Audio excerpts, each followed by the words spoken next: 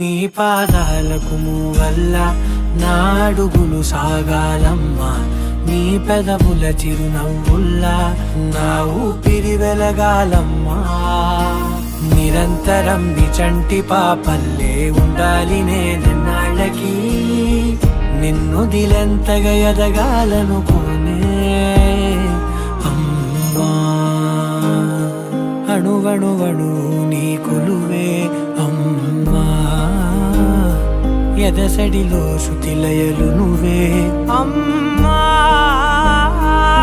నే కొలిచే శారదవే, నన్ను నిత్యం నడిపే సారథివే.